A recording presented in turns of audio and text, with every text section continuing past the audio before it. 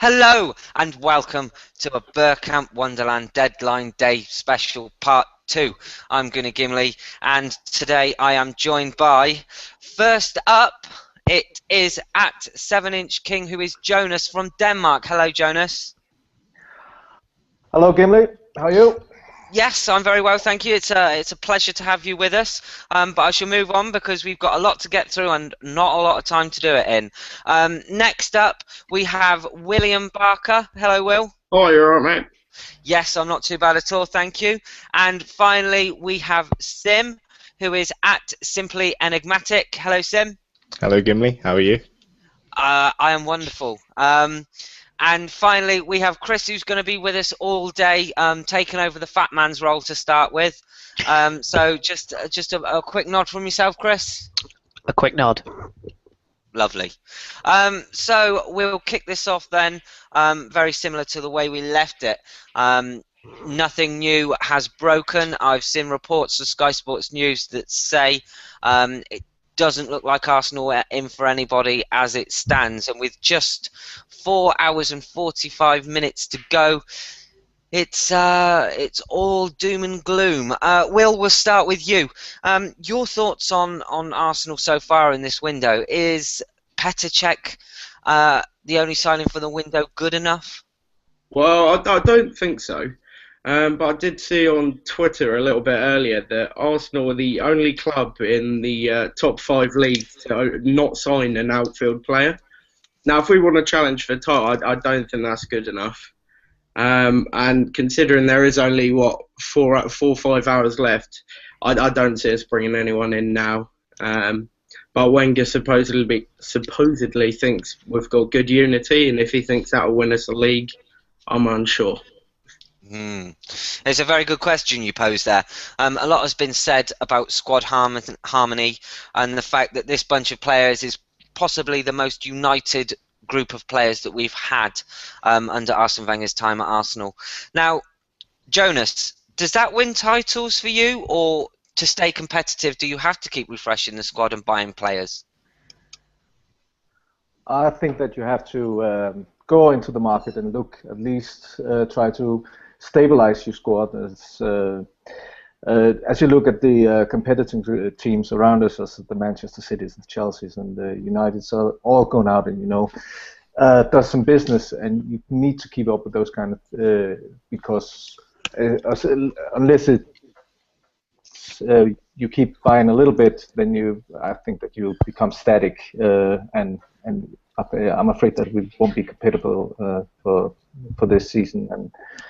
And I was very optimistic before the season started. I thought that we actually could go and challenge for the league, and that hope is fading by the minutes as the window comes to a close.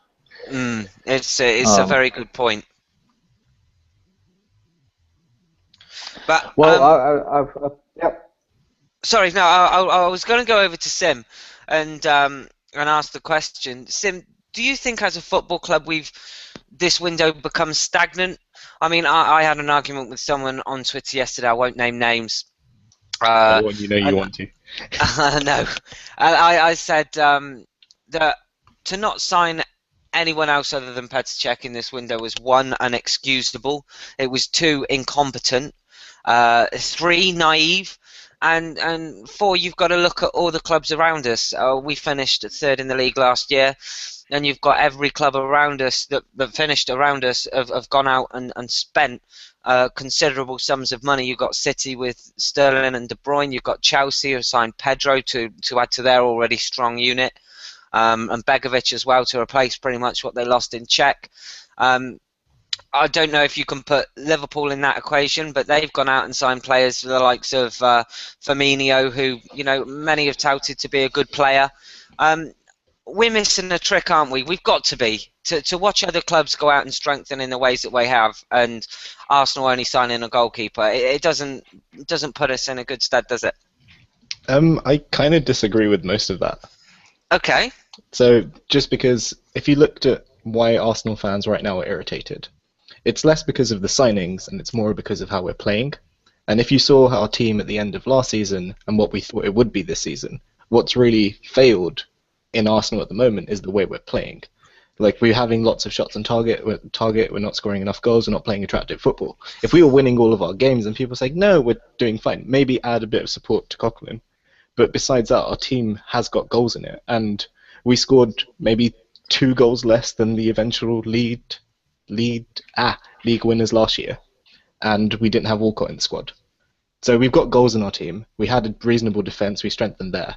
The only place that we really needed was a goalkeeper, and we bought frickin' Petr Cech.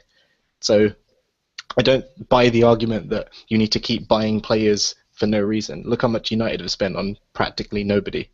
Like, no one's heard of this kid before. He's 19 years old, and they've spent, what, 50 million euros? Yeah, no, 80 Look million at the euros. prices. It makes no sense. It makes far more sense waiting for the Alexis. They spent the same money on this kid as we spent on Alexis, and you say that we failed at transfers. Can I just counter that? Sorry. You said that if we wasn't like losing and if we were winning, people wouldn't want signings as much. But isn't this the same cycle that we have like every year? Because last season, if you remember, we started off with a lucky win against Palace. I was there, and it was like the 90th minute or extra time, Ramsey scored.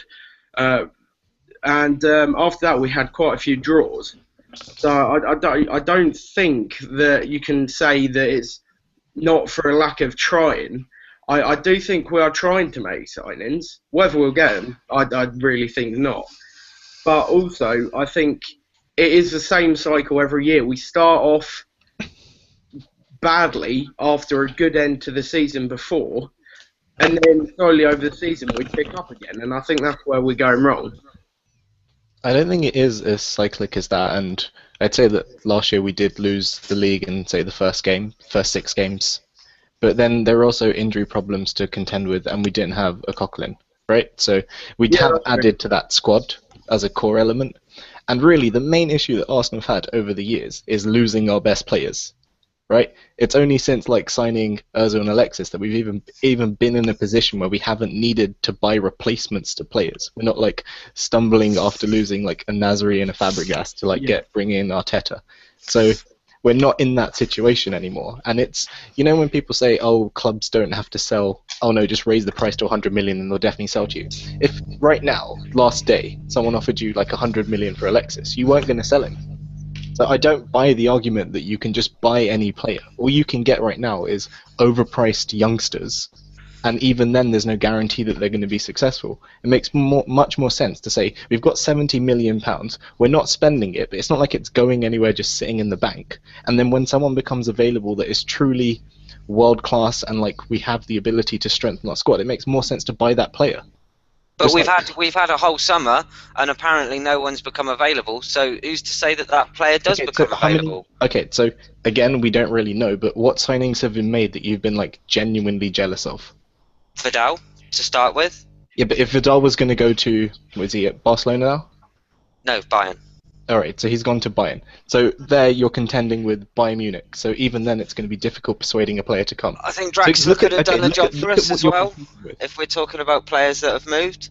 Arda Turan could have done a job for us, no, undoubtedly. I think plenty of players have moved that could have done a job for us. Yeah, but what clubs are they going to? No, I think the argument to say that, you know, there wasn't anyone available that could have strengthened Arsenal Football Club is absolute bollocks, and the talk I didn't say that. Is completely deluded. No, I didn't say that. I said that nobody has moved really. Like, okay, so there've been people that have moved that we could have realistically bought.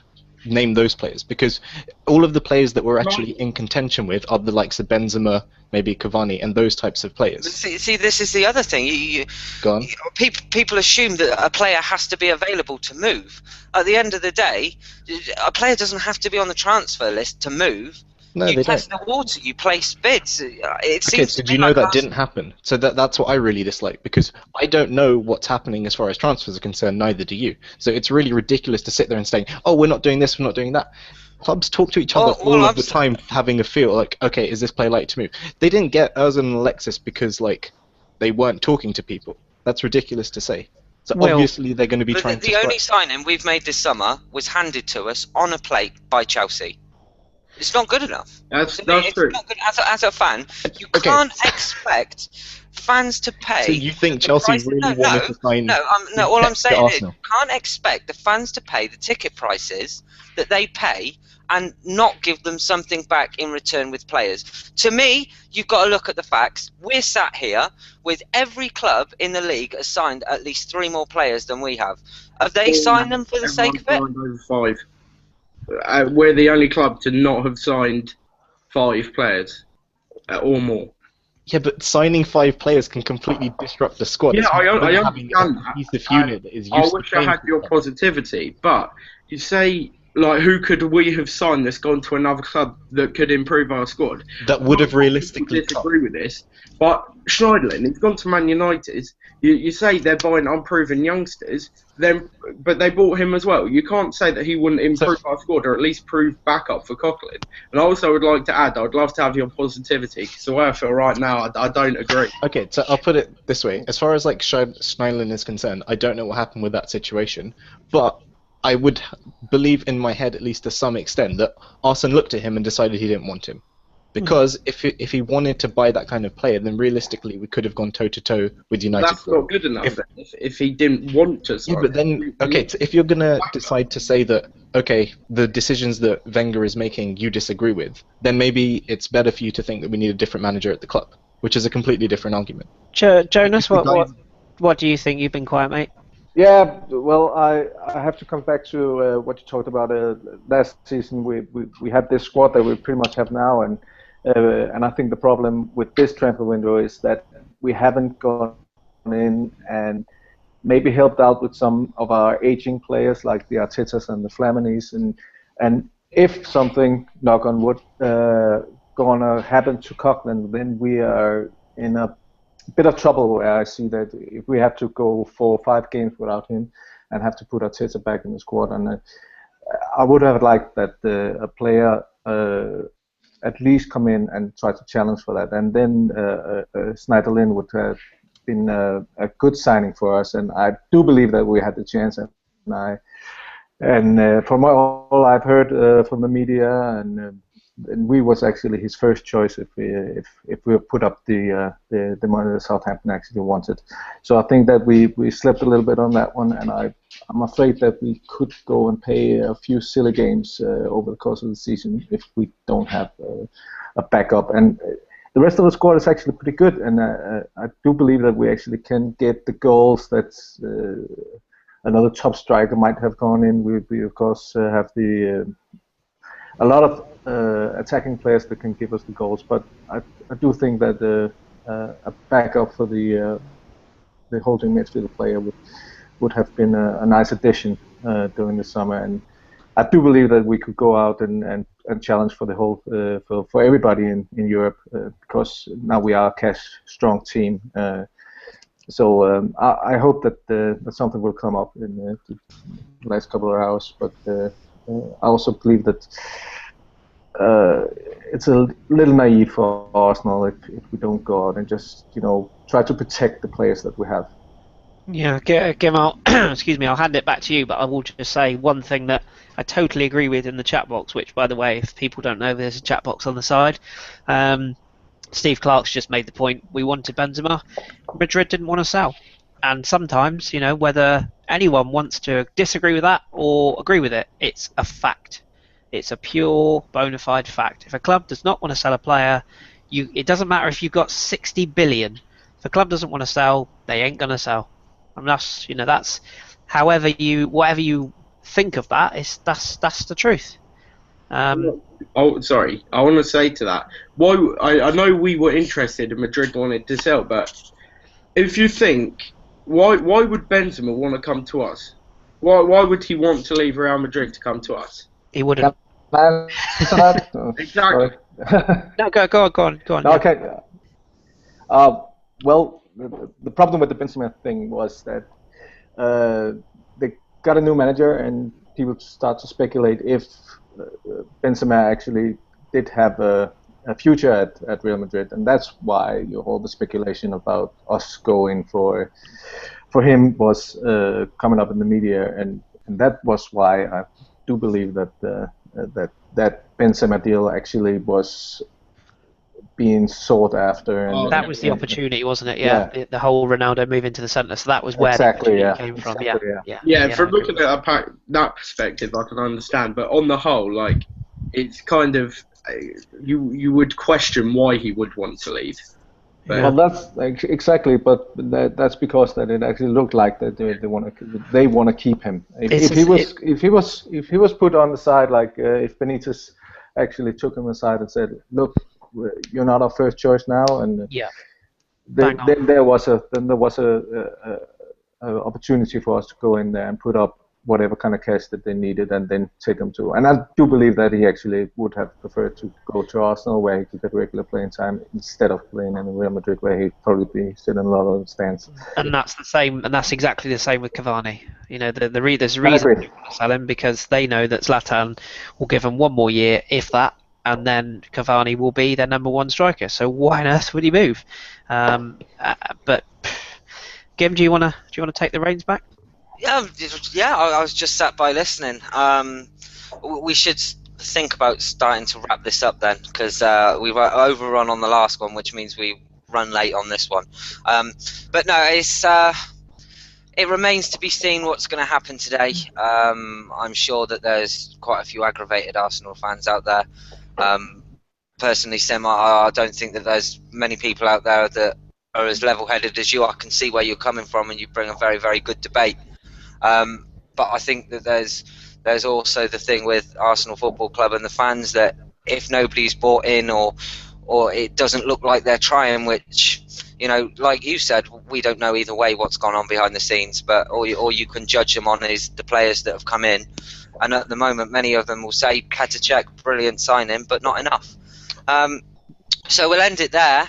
But before we do go, I will ask you the same question I ask every podcast special, which is, do you think we will sign anyone, and if so, who? And I will start off with you, Sim. I don't think we will sign anyone unless someone comes up. But just one quick thing to add. One thing that I think Arsenal should do, and it comes to ticket prices, which I think are ridiculous anyway. One thing that might help is just it would be a nice show as well, for them to admit, okay, we haven't really signed anyone because we didn't feel there was anyone worth signing, but we're going to lower ticket prices down the 3% that they raised them. I think it would be a nice thing to do, especially for home support. I completely agree. I completely agree with you, because that's part of my point. I completely agree. Like, it's a completely separate issue. If it's one thing for them trying to sign, at least the caliber of player we're linked with isn't Salomon Kalou. Okay, so that's one thing to at least be slightly happy about. So at least the media will be suggesting that we're in for a better class of player. But if they don't sign anyone, they should kind of try and accept that it's not, say, right to do it to fans, like charge them lots of money, say, oh, we need it for signings, and then, you know, don't do anything. No, I completely agree. Will, we'll move on to you. Personally, I think when you look in the past of our deadline day signings, last year as well, Beck, and then we had Ozil. When we got them, there was quite a few reports starting early in the day, and with it closing so early today, and very limited reports throughout the transfer window of Arsenal signing anyone, I don't think we'll be getting anyone. I think it'll just be as it is. Yeah. When questioned, Wenger will just say, well, the players we wanted weren't available, and that's all we'll get from it, personally. Yeah, very true. And finally, Jonas. Well, I agree with Will and Simmer that unfortunately it doesn't look like we're gonna pick something up. But I do have a little bit of information on my side of the pond. Is our version of Sky Sports News. Last night, 3 of the pundits were all agreeing that Arsenal was going to do an Ozil and pick something out of the hat. Not that actually means anything, but they were all talking about strikers. They are pretty much as full of shit as anybody in the media outlet. But then you can have it that it's not only in the UK that's the pundits are trying to pick up a little bit of more viewers or clicks on their website. It's pretty much the same over here. Yeah, no, I agree. So all that's left then is to thank you boys for joining me. I can reveal at 3 o'clock we've got Adam Ullman, Ellis Smell. Who else, Chris? Pally as well. Piss poor planning. Pally's on at 3 now. We've switched him up. So at 2 o'clock we've got. I'm an hour ahead of myself. Yeah, I was going to say you've gone way ahead. At 2 o'clock we have your good self. We have Danny or myself or both. Not sure what's happening there. The bearded one, John. The Australian one, Jake. The South African one, Tim. And the American one, Ryan. Okay, fantastic. So we will be back in roughly about 25 minutes. It's been a pleasure. I hope you'll join us then. So that was a Burkamp Wonderland Transfer Deadline Day Special Part 2. Thank you so much for listening, and we'll see you in 25. Bye-bye. Bye. Bye.